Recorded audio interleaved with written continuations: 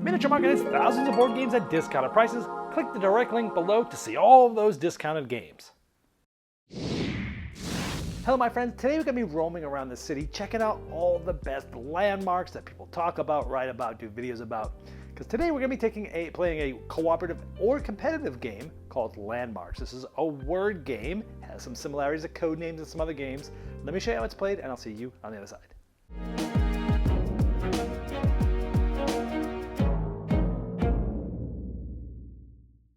Now you can play this game cooperative or competitive. I'm going to show you both. Cooperative first. Now what's going to happen is one player is going to be the navigator and they're going to be having this secret map. I'm going to show you the big map in just a second. But there's going to be a bunch of hexes and it's going to get seeded with 3 words to start, like F, S, and E for friend, sandwich, and I. So I'll write these on these tiles and they're going to go out on this map here in just a moment. However, there are 7 tiles here. So I have 7 clues to get them from any of these places. We're going to be working adjacent on this map. Now, only the navigator can see this. Nobody else can see this. And so what they need to do is get them navigated to the 3 treasures, which are like this, the 3 treasures, okay? And we want to then get out of the exit, which is like this. However, there are some things that are bad. Number one, there's 3 curses. Now, if you ever get a curse, you can fix that curse by finding the amulet. However, even if you get 1 amulet and you get 1 curse, if you get a second curse, you'll lose. So essentially you can fix 1 curse from an amulet. Now, other thing's gonna happen is sometimes you're gonna hit traps. Now when you hit traps, you essentially lose one of your tiles, so it gives you 1 less word, and you'll mark off all this, because when you go and you get water, that's a way to replenish all these tiles, giving you more words or more, more turns, if you will, to get them navigated.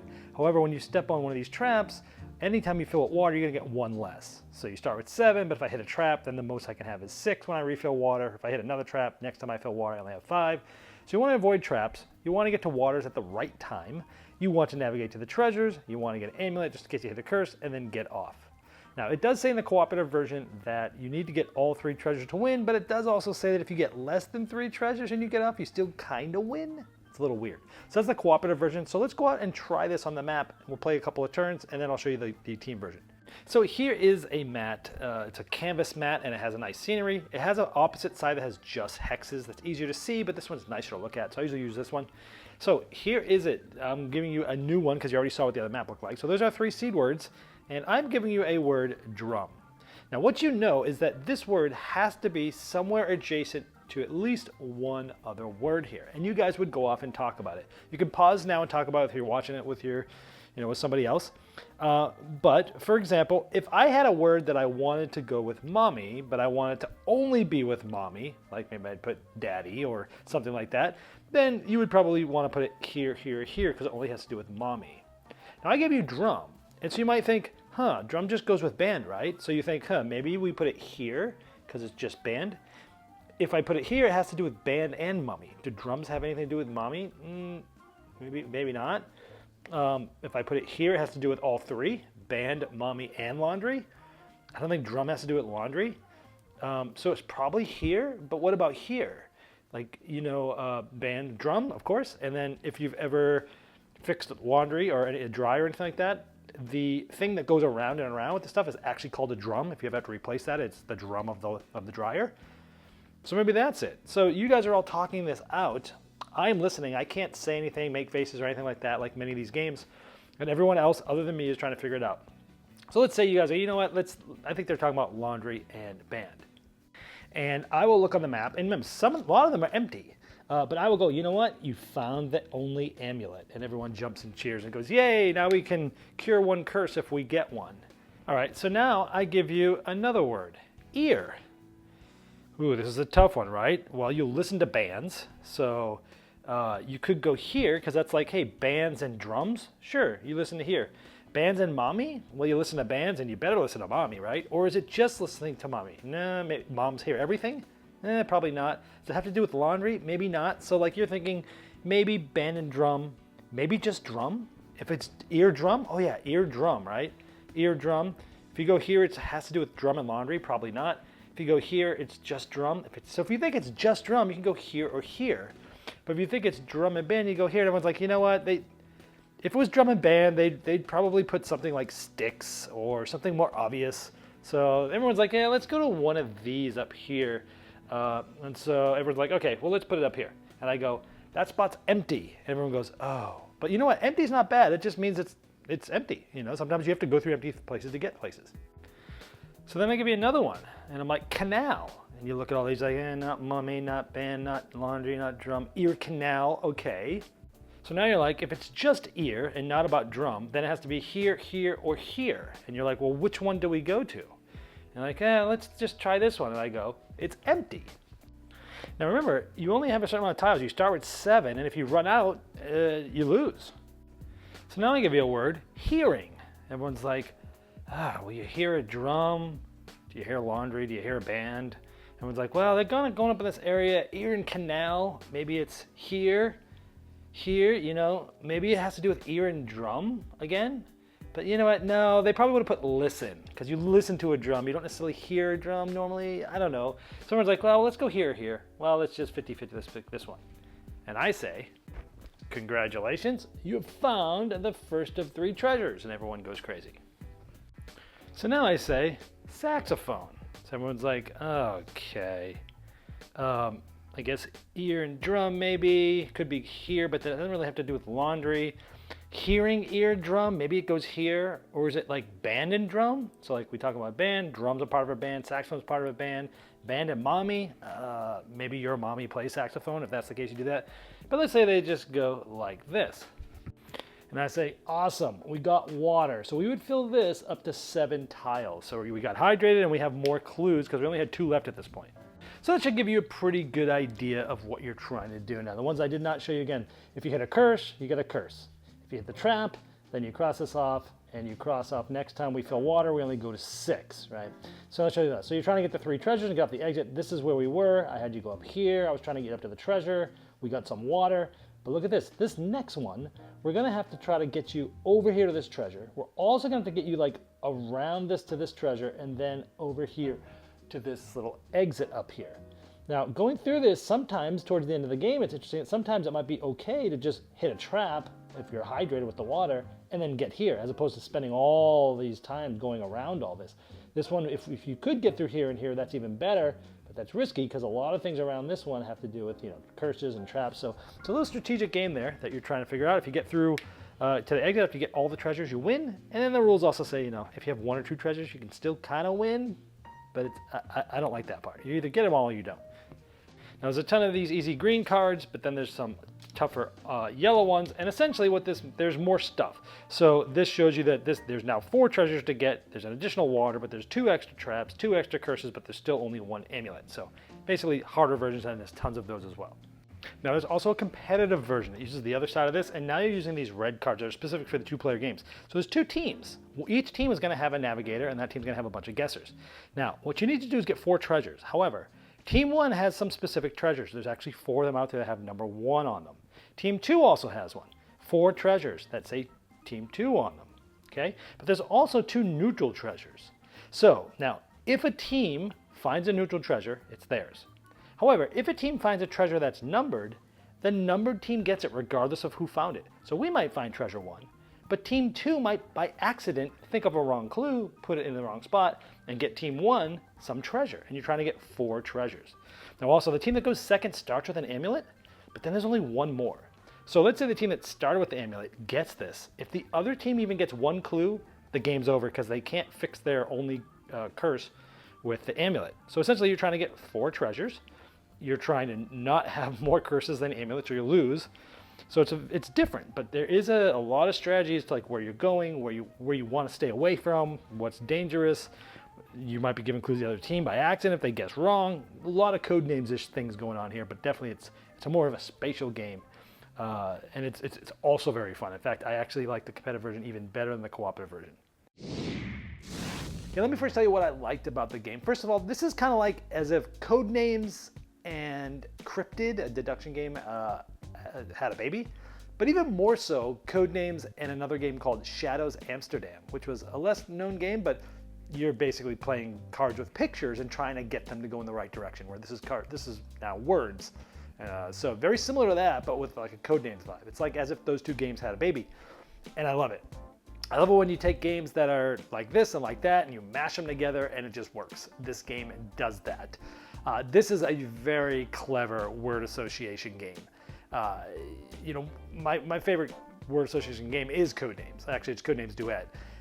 And I just love it when, and I've heard a lot of other people say this too, is like they like it when games, especially word games, make them feel clever.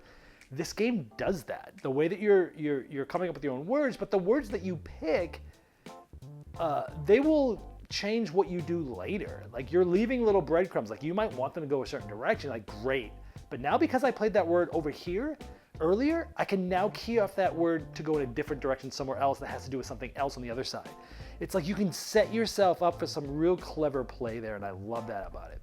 I like that you're getting sort of amulets for curses. So you're like, okay, let's drive them to amulets because, if we get more than one curse, we're dead. But if we get a curse, at least we can win if we get an amulet. So you're trying to get them there.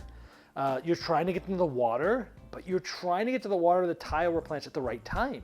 You don't want to waste one of your waters when you have 6 tiles left. Oh, by accident, we moved you there, right? So a lot of times you're looking at it, you're like, do I want to go in this direction for this treasure or go, If I do, it's a little dangerous because if we get the water now, then one of our 3 waters is basically gone because we're just getting 1 extra tile back. No, you kind of want to time the water for later when you're getting really low. But then as it gets low and you're trying to get the water and you're missing and you're going in the wrong places and you're stepping on traps and you're hitting empty spots and you're starting to sweat because like, oh gosh, we need water, we're dead, right? So there's some tension there as well. Interesting thing is like those traps, and I showed you a little bit of it in the overview, but like sometimes going to get something towards the end of the game, like a treasure or something like that, sometimes there's not an easy way to get there. Sometimes you got to go all the way around a bunch of bad stuff. But if you've already used all your water and you only have 4 tiles left, or 5 tiles left, you'll maybe have like exactly enough to get around, get to the exit. If you have any mistakes, you're dead, right? Well, it might be worth it to step on a trap, lose a tile. You've already used all your water, so it's not really going to affect you in the future. And sure, you lost a tile, but now you took a shortcut, right? And so sometimes going through the bad stuff is actually better if your time's running out. And strategically and spatially, it brings an absolutely different vibe than say a Codenames does, which is about, getting the right words, but there's not a huge spatial aspect. This adds that spatial abstract aspect of that, which I really love. And so co-op or competitive. I like both versions. I'll play either version, okay? I like the competitive version even better, which is crazy because I usually like co-ops better than competitive, but they're both great. Competitive, this is fun because like in Codenames, you might accidentally give a clue and the other team picks the other team's clue. And you're like, oh crap, you just gave them a clue. Same thing can happen here. You put a clue down, they get the other team's treasure that's specific for them. It's like, oh crap, we just gave them a treasure, right? It has that on there too. But it has it even more than Codenames because you're not just possibly giving them a clue or possibly stepping on the assassin and dying. You're also setting them up to like, you give a clue and that opens up a new avenue, a new direction for them to go, which they might try to take, but it might be more dangerous, right? And it might make them, because they're behind, it might make them be a little bit more risky. So sometimes you can almost like subtly guide the other team into an area that you really don't want them to go, but they might feel like they have to go because their back's up against the wall. It's a whole different strategic element. Now, granted, this isn't a heavy strategy game, but for a party game that is word-driven, that is Codenames-ish, it adds a lot more strategy to actually what's going on in the game. It's not just about the words, it's about the path, it's about the timing, it's about who has how many of this, how many is left, where are we, what words are there. So the specific number of treasures, I love that, because if you're trying to get your team one's treasures, but again, even if the other team finds it, you get it. But then there's the neutral treasures, where it's like, whatever team gets it, gets it. I like that too, because you're fighting over those, and it's a good like mix of like, some of them can hurt you, but the other ones you'll always get them, whoever gets on them. Love going near the curses and trying to make the other teams to hit them on their turns. Now this game, I would say, I love Codenames. It's in my top 10 of all time. But sometimes you can just get a bad draw with Codenames. Sometimes you bring the cards out and you're like, I got like one good clue for 3 things, but then after that, these things just, I don't care how creative I am or how far-fetched I am or how stretchy I got to go with these clues. There's really not a good way to get a lot of these together. Sometimes you could just get a bad draw like that. Well, here, I think it's less lucky than Codenames because there's only 3 words that are actually seeded at the beginning of the game. And everything else is up to you. If it's hard or like you've backed yourself or painted yourself in a corner, that's your fault because you picked all the words, or the other team did.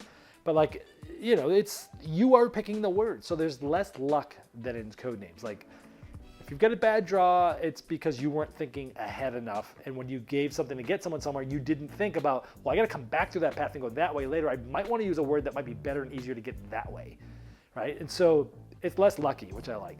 And I really like that this is sort of an abstract game in disguise. Like it really truly is like an abstract game. It's an abstract game. You're not blocking people, but you're kind of doing things like that. I'm going to go there before they do. You don't want to go to a spot that's going to set the other team up for an easy play, right? So it's very interesting. It's very unique. I haven't played anything like this.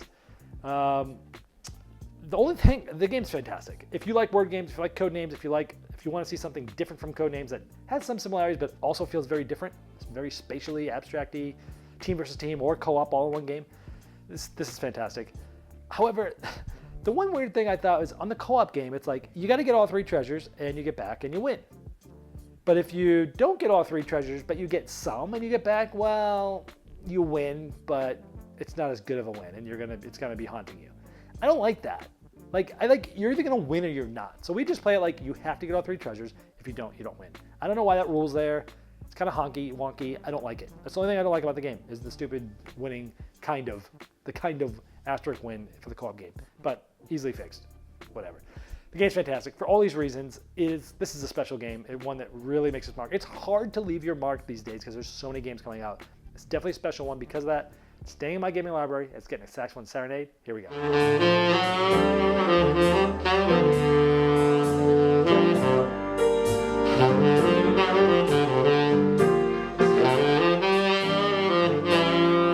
Game Toppers upgrades every game you play, and they'll be launching their 4.5 Kickstarter this July, which will introduce the new Galactic Minecraft and Watson Game Toppers, as well as new game mats, miniature gaming terrain packs, leg kit options, dining covers, accessories, and amazing package deals. Their summer sale is running right now, and you can get 15% off all accessories and premium game mats at GameToppersLLC.com.